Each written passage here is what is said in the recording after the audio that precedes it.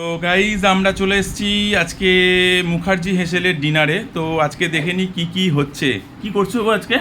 আজকে বাবা অনেক রান্না, একদম হালকা পাতলা, একদম মাছের ঝোল, অনেক কিছু থাকলেও কিন্তু রান্নাটা একদম হালকা পাতলা হবে। আর এখানে আমি ভাত বসাবো বলে চালটা আমি ভিজিয়ে রেখে দিয়েছি। চালটা একটু ভিজিয়ে রাখলে কি হয়, ভাতটাও একটু তাড়াতাড়ি হয়ে যায় আর খেতেও একটু দানাটাও একটু লম্বা লম্বা হয়ে যায়, বিকজ বাসমতি দানাগুলো একটু ভালো লাগে। এখানে মশলা নিয়ে নিয়েছো না? হ্যাঁ, আমি দেখাচ্ছি। আগে আমি সবজিটা দেখিয়ে নিচ্ছি, আর এই রান্নাটার ব্যাপারে আর কিছু কথা আমার বলার আছে। সেটা হচ্ছে যে আমাদের এই গরমে কিন্তু মোটেই খুব একটা রান্না করতে ভালো লাগে না। হ্যাঁ, এটা কিন্তু ঠিক। রান্নাঘরে থাকো না, রাত্রিবেলা রান্না একদম ভালো লাগে না গরমে।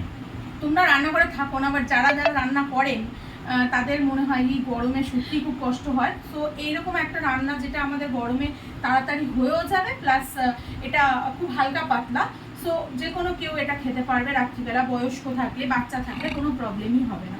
সো তুমি চলে এসো, আমি কি কি দিয়ে করবো রান্নাটা একটু দেখিয়ে দিই। অ্যাট ফার্স্ট আমি মাছ নিয়েছি, যেহেতু মাছের ঝোল হবে তো মাছগুলোকে আমি আঁশ ছাড়িয়ে ভালো করে ধুয়ে নুন আর হলুদ দিয়ে মাখিয়ে রেখেছি। আর একদম বাঙালি বাড়ির যে রান্না। আর আমি নিয়ে নিয়েছি এখানে সবজি, বুঝতে পেরেছি, পেটরোগা, পটল, ঝিঙে, টমেটো, আলু।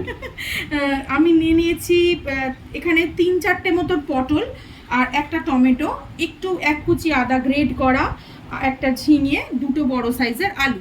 কেউ চাইলে কিন্তু এর মধ্যে আরো অনেক সবজি দিতে পারবেন, গাজর দিতে পারবেন, বিনস দিতে পারবেন, ক্যাপসিকাম দিতে পারবেন, কেউ চাইলে সমস্ত সবজি, বা অনেক সময় আমি এর মধ্যে বাঁধাকপির পাতাও দিয়ে দিই, বাট আজকে আমি এত কিছু সবজি অ্যারেঞ্জ করতে পারিনি, সো এটা দিয়ে আমরা রান্নাটা করব। চলুন দেখে নিই কিরকম করে তুমি রান্না করো, তাহলে তারপর আমি ঘুরে আসছি।